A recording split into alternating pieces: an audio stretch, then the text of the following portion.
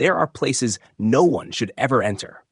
Abandoned buildings rotting from the inside out, staircases that creak beneath the weight of time, and doorways that lead into absolute darkness.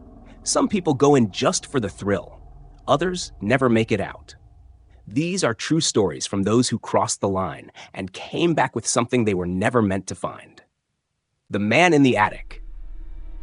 In the fall of 2019, 3 college students, Mark, Jason, and Olivia, decided to spend their Saturday night doing something reckless, exploring the ruins of Brookside Haven, a long-abandoned nursing home in rural Kentucky. The building had been shuttered since the late 1980s after a small fire forced its closure, but locals whispered about other reasons. Patients who vanished, staff who went mad, and strange noises that could still be heard from the road late at night. Mark brought his camera, hoping to turn their adventure into a YouTube video. Olivia was skeptical but curious. Jason, the loud one, said he wanted to find a ghost and punch it. They entered through a broken side door just after sunset. The air was damp and heavy, thick with the scent of mildew and decay. Graffiti covered the walls, and broken medical equipment lay scattered like bones. Their flashlights barely pierced the gloom. The group made their way down empty hallways, laughing nervously, calling out into the dark. Mark recorded everything. They found the remains of a dining room, a medication station with rusted drawers, and rooms with hospital beds still made, as if waiting for patients who would never return. About 30 minutes in, as they passed a stairwell, Olivia stopped. "Did you hear that?" she whispered. They paused. Faint footsteps from above. Jason grinned. "Guess the ghost wants a roommate." He headed up the stairs, flashlight in hand. Mark and Olivia followed hesitantly. The second floor was more intact, less debris, more silence. They moved slowly, calling out. "Hello," Mark said.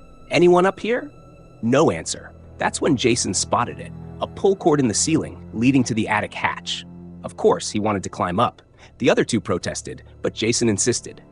He grabbed a rusted folding chair and yanked the cord. The hatch dropped open with a dusty thud, followed by the sharp screech of wood sliding against wood as a ladder descended. Jason climbed up first, flashlight in mouth, muttering to himself. Mark followed partway, camera in hand, filming upward. Olivia stayed below, anxious. Then Jason stopped cold. "What the hell?" he whispered. Mark, just behind him, asked what he saw. Jason didn't answer. Mark raised his camera and peeked over the edge into the attic. There, lying flat across the attic beams, barely inches below the angled ceiling, was a man. Filthy, gaunt, with wild hair and wide, staring eyes. His body was completely still, his limbs twisted unnaturally around the beams like he had been there for hours or days. And yet, he was smiling, not moving, not blinking, just smiling. Then the man whispered, "Don't tell them I'm still here." Mark jerked back, nearly falling off the ladder. Jason dropped his flashlight, which clattered to the floor. All 3 of them ran, bolting out of the house and not stopping until they were back in their car. The police were called. An officer went in to investigate. There was no one in the attic, but when Mark reviewed the footage from his camera, he paused on a single frame. The man was real. His face filled the screen, sunken eyes, cracked lips, that same terrifying smile. But just before the frame cut out, the man's head turned, slowly, and he looked straight into the lens, as if he had known the camera was there all along. The second basement. Ethan was a content creator in his early 30s who had carved out a niche on YouTube, exploring abandoned places across the Midwest. He wasn't into ghosts or the paranormal.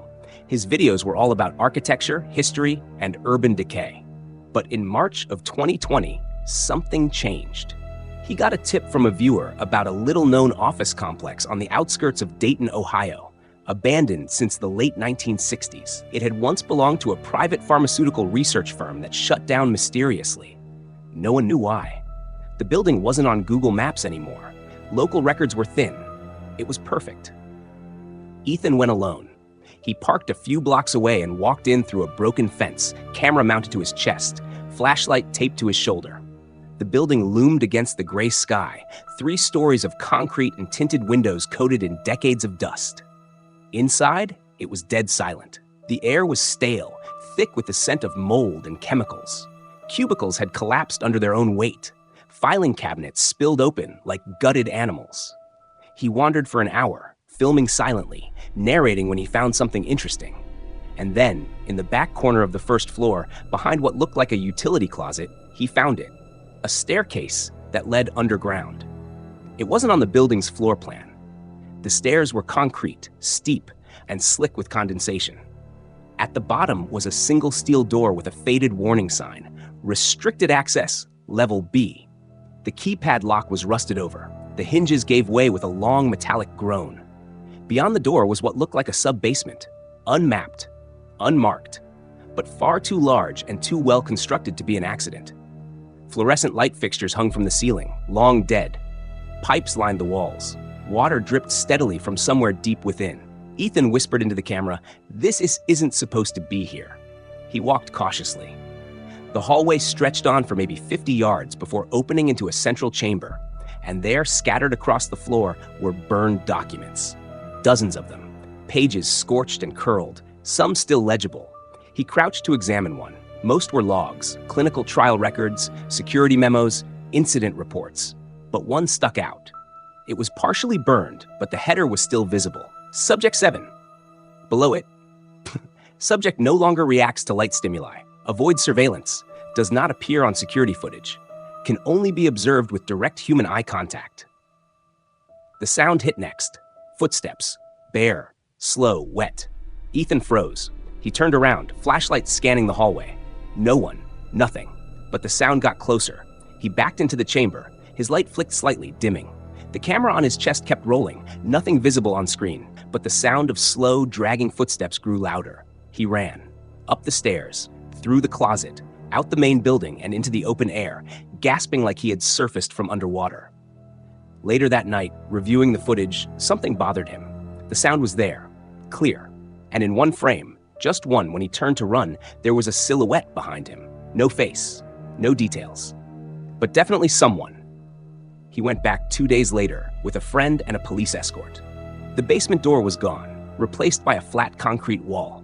No sign it had ever existed. The girl in the window. Tom and Rachel had been married for just under a year when they moved into the old colonial house on Dauphine Street in New Orleans. It was a rental, cheap, oddly cheap, but Rachel had fallen in love with the charm. The wrought iron balconies, tall windows, and a spiral staircase that creaked with every step. The landlord said the house had once been a boarding home for orphans back in the early 1900s, then a private residence, then left empty for decades. Tom, a practical man, was more concerned about the plumbing. Rachel, a painter, adored the light that poured in through the third-floor windows every afternoon. For the first few weeks, everything was perfect. Rachel set up her art studio on the second floor, and Tom worked from home downstairs. But soon, strange things began to happen. Tom would catch glimpses of someone in the upper window, always the same window, third floor, center. A girl, maybe 10 or 11, just standing there, watching. Her hair was long and black. Her face pale. Too pale. The first time he saw her, he called up to Rachel, thinking maybe a neighbor's child had snuck in. But Rachel wasn't upstairs. She was in the kitchen. The second time, he ran outside and looked up. Nothing. The window was dark. He told himself it was a reflection, maybe a shadow. But then Rachel started to hear it too. Soft footsteps above her while she painted. Scratching sounds. Laughter. She tried going up to the third floor, but the door was locked. They had never even received a key for it. One night, around 2 a.m., Tom was woken by the sound of whispering. At first, he thought it was Rachel talking in her sleep, but she wasn't in bed. He followed the sound up the stairs, past the studio, to the third-floor door. It was wide open. He called her name. No answer. He stepped inside. The room was cold. Much colder than the rest of the house. Dust hung in the air, but everything inside was spotless. An old child's bed, perfectly made. A line of porcelain dolls sitting upright on a shelf, a bookshelf full of children's stories, and on the windowsill, a single handprint, small, fresh, as if pressed from inside. Rachel was standing in front of the window, still, unmoving.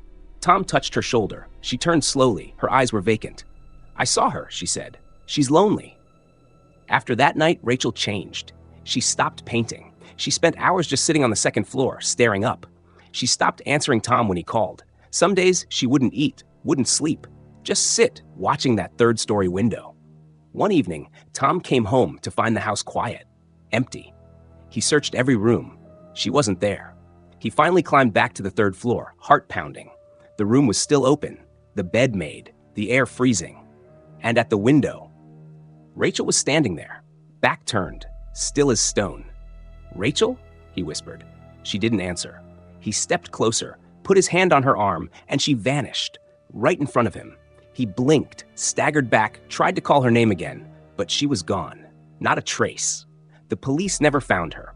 Her things remained untouched. There was no evidence of a break-in, no signs of struggle. Just one thing that Tom never told anyone but his therapist. When he looked back at the footage from his doorbell camera that night, he saw Rachel, standing motionless in the third-story window.